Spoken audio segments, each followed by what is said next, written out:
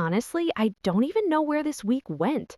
You know those days where you wake up planning to do one thing and suddenly you're 5 miles away doing something completely different?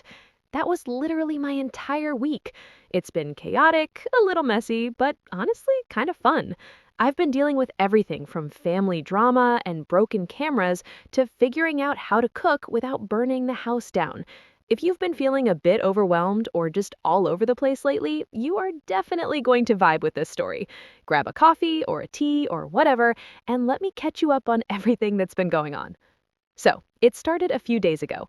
I woke up early, totally ready to hit the gym. I had my bag packed, I was feeling motivated, which, let's be real, doesn't happen every morning. But the second I stepped outside, it was absolutely scorching. The heat just hit me like a wall. I stood there for like 2 seconds and thought, nope, absolutely not. So I ditched the gym plan immediately and went swimming instead. It was honestly the best decision. I swam for a bit, cooled off, and by the time I got out, I was starving. On my way back, I stopped at the market because I realized my fridge was looking pretty sad. Plus, my cousin was coming over for lunch. You guys remember Sam, right? I feel like I've mentioned him before. He's the one who usually visits in the summer. It's funny because a friend of mine actually confused him with my dog, Max. I was talking about Sam, and they were like, wait, isn't Max your dog? And I had to be like, yeah, Max is the dog, Sam is the human. It was hilarious. Anyway, Sam is doing super well. I hadn't seen him since last summer when we played basketball. Back then, he was okay, but apparently he's leveled up. He's on the state basketball team now, and they actually won the spring tournament. I was super impressed. So when he came over, I made some Mexican food. Tacos, obviously, because who doesn't love tacos? And we just caught up. It was really nice to just sit and eat and not worry about work for a second. Speaking of work, I met up with some friends later that day at a cafe. It was kind of a random group. I introduced my coworker, Anna, to my college friend, Tom. It's always a little awkward introducing friend groups, you know? You never know if they're going to click, but it was actually crazy. Anna works in marketing, and Tom is a photographer, so they immediately started bonding over creative stuff. And get this, it turns out they are both from Los Angeles. Tom mentioned he won a photography contest there a while back, and Anna was like, no way, I grew up there. It was such a small world moment. They spent the next hour just geeking out about LA and promising to show us around if we ever go for a trip. I was just sitting there eating my lunch, like, okay, cool, I guess we're all going to California then. After lunch, I had a bit of a mission to complete. I needed a birthday gift for my mom. She's turning 65 this year, which is a big milestone, so I didn't want to get her something lame. I went to this boutique store, and the struggle was real. There were so many bags, different colors, styles, sizes. I was totally lost. The salesperson was super helpful, though. I told her my mom has a young personality, likes soft colors, but she travels a ton. We narrowed it down to 2 bags, but eventually I went with the bigger, more durable one. Since she's always on planes and trains, practical is better, right? It felt good to get that sorted out. But of course, the week couldn't just stay chill. Later that afternoon, I got a text from my friend Molly that basically made my heart stop. She told me the memory card for our latest photography project was broken, like completely dead. We lost all the photos we took last week. I was ready to panic, but my friend Tom, the photographer, was super calm. He was like, chill out, when do we need to post them?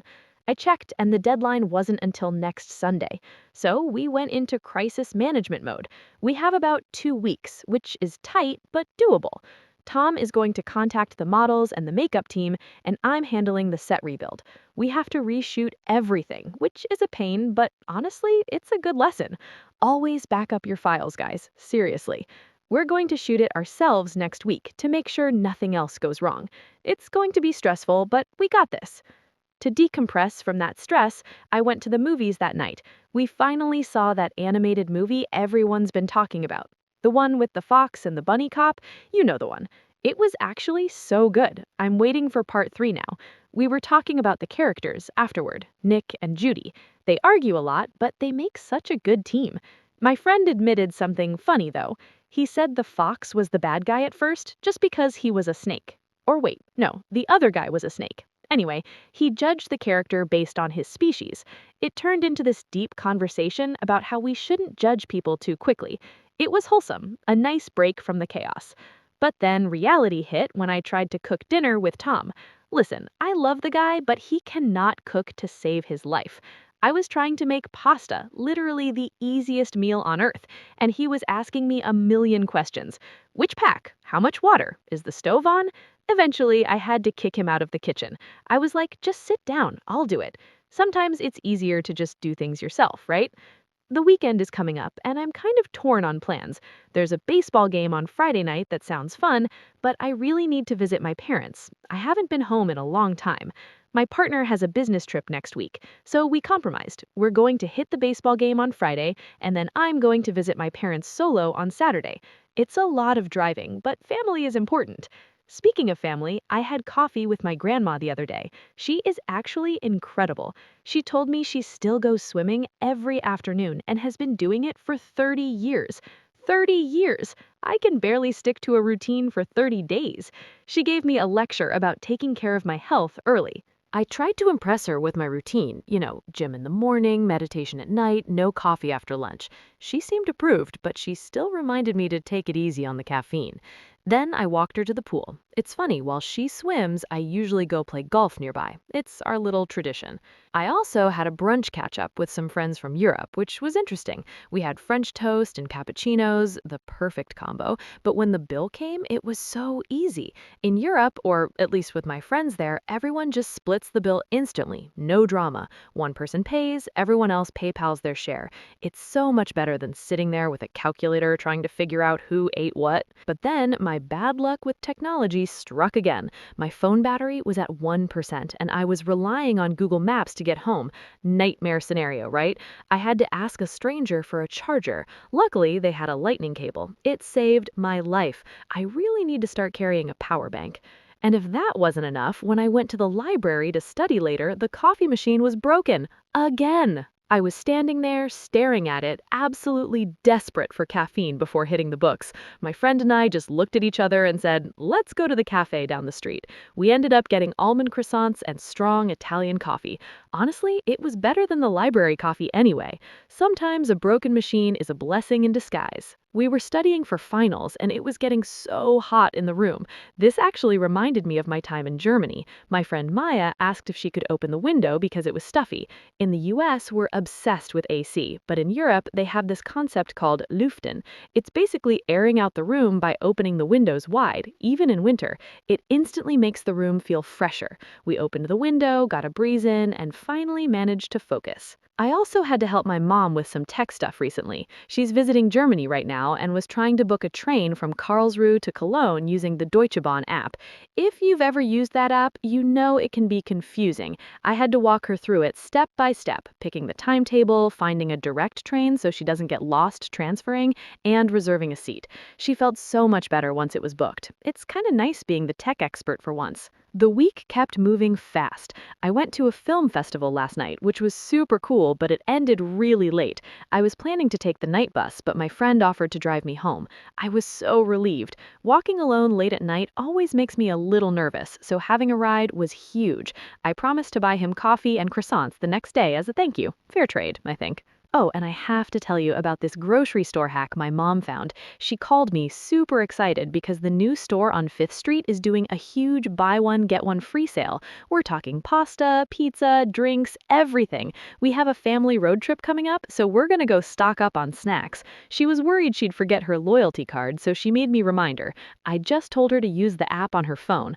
Moms and technology, right? But hey, who doesn't love saving money? The boring part of my week, I have to renew my driver's license. I asked my buddy Mike about the DMV lines, and he basically told me to avoid Mondays at all costs. Apparently, Wednesday afternoons are the secret sweet spot. I have to gather all my documents, proof of address, passport, the old license. It's such a hassle, but I really don't want to go twice. And I'm just praying the photo doesn't look like a mugshot this time. My last one was tragic. Then, just to add some physical labor to the mix, I helped my friend Ben move a massive bookshelf. We thought it would be easy. We took all the books off, but the thing was made of solid wood. It was so heavy. We had to take breaks every few feet.